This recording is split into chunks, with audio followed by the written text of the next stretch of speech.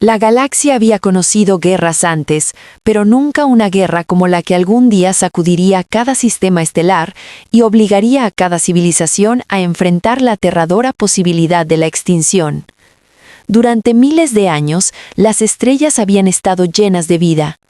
Antiguos imperios habían surgido y caído, se habían formado alianzas y la tecnología había avanzado a niveles casi inimaginables.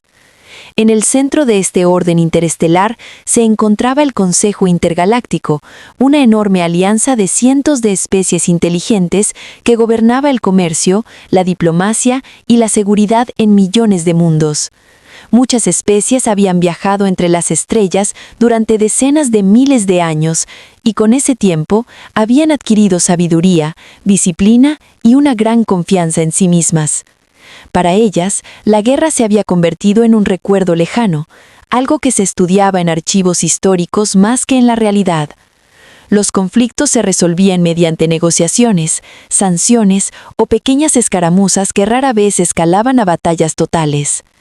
La galaxia creía que había evolucionado más allá de la guerra brutal.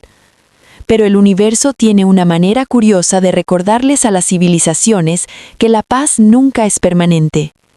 Más allá de los bordes cartografiados del espacio de la coalición, algo desconocido se movía en la oscuridad entre las estrellas. Al principio, solo eran rumores.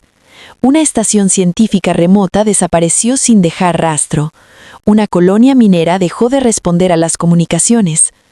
Un convoy comercial se perdió en el vacío sin explicación. Estos incidentes se consideraron accidentes o actos de piratería, problemas menores que a veces ocurrían en una galaxia tan vasta. Pero con el tiempo, la situación se volvió más inquietante. Sistemas estelares enteros comenzaron a quedarse en silencio. Los telescopios de largo alcance detectaron extrañas flotas moviéndose a través de corredores de hipersalto que ninguna civilización conocida había utilizado antes. Y cuando los primeros sobrevivientes finalmente lograron llegar al espacio de la coalición, la verdad comenzó a difundirse por toda la galaxia.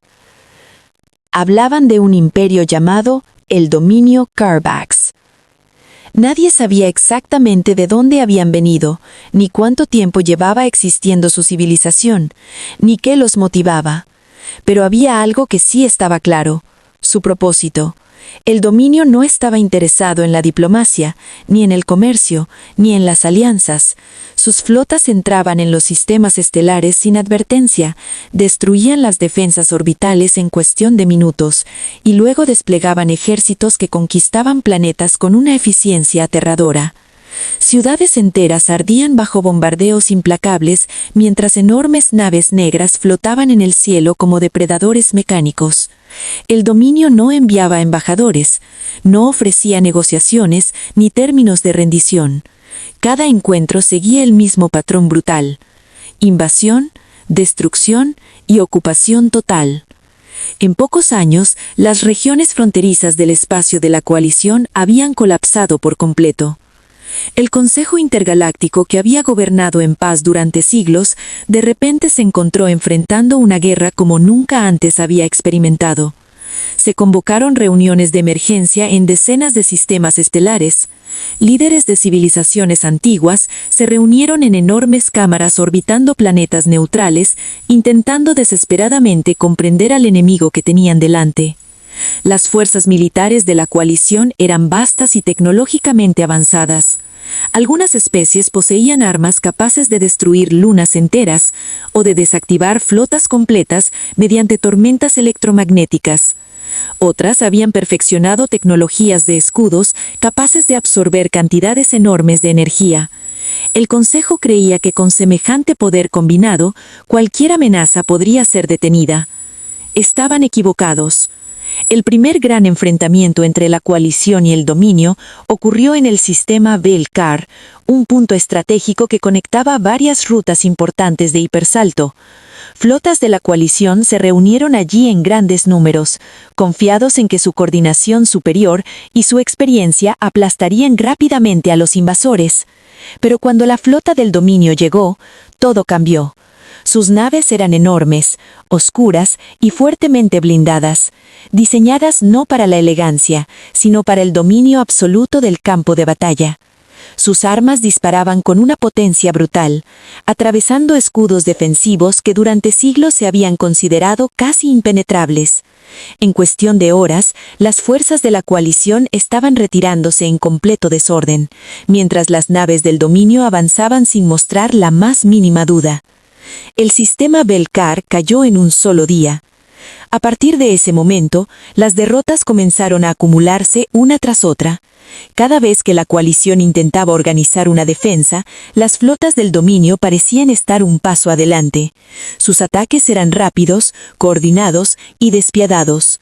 Planetas enteros que habían vivido en paz durante miles de años quedaron reducidos a ruinas humeantes flotando en el silencio del espacio. El miedo se extendió por toda la galaxia. Civilizaciones que antes se creían intocables comenzaron a darse cuenta de que también podían desaparecer para siempre. El Consejo Intergaláctico comprendió algo inquietante. Su enemigo no solo era poderoso, también era implacable. Mientras la guerra continuaba, el Consejo comenzó a buscar cualquier posible ventaja. Analizaron las capacidades militares de cada especie miembro, incluso las civilizaciones más jóvenes y menos experimentadas. Entre esas civilizaciones estaba la humanidad.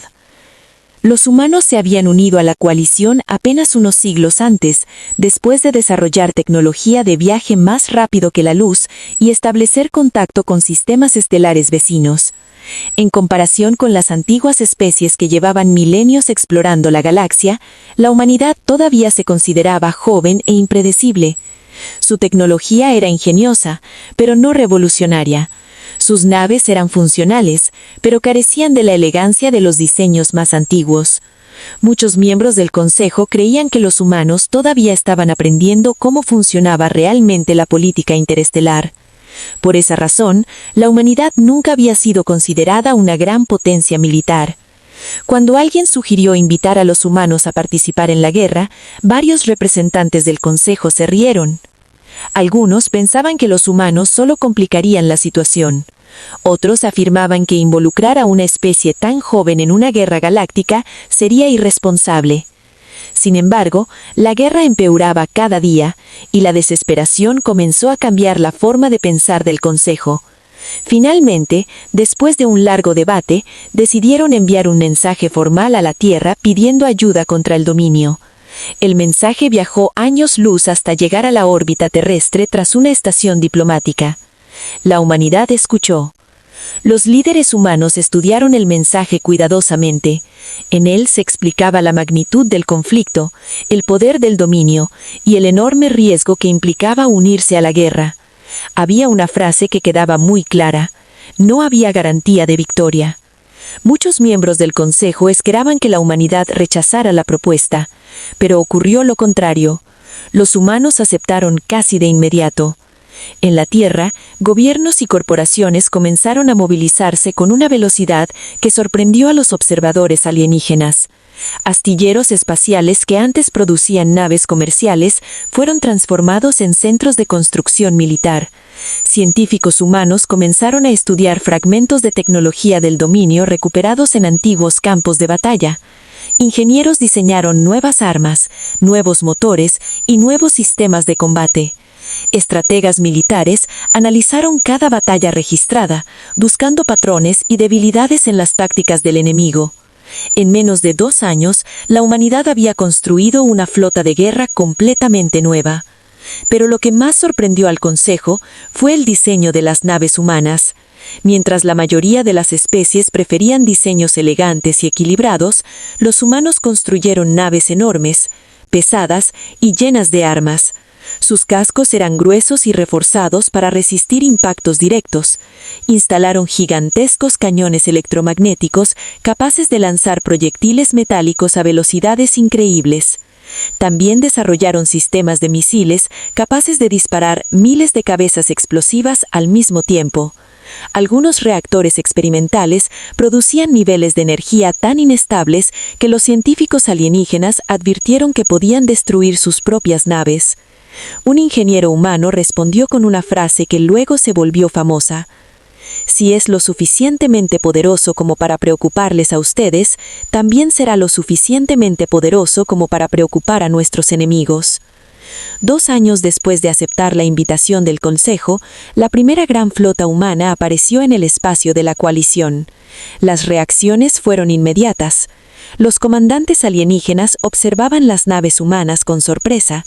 No parecían cruceros elegantes ni sofisticados, parecían fortalezas blindadas cubiertas de armas.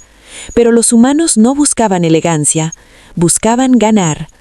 La primera prueba real llegó en la batalla de la Puerta de Orión, un gigantesco cruce de hipersalto que conectaba decenas de sistemas importantes. Si el dominio capturaba ese punto estratégico, podría avanzar directamente hacia los mundos centrales de la coalición. Cuando comenzó la batalla, la situación parecía desesperada. Las flotas de la coalición estaban siendo superadas nuevamente por la potencia del dominio. Entonces,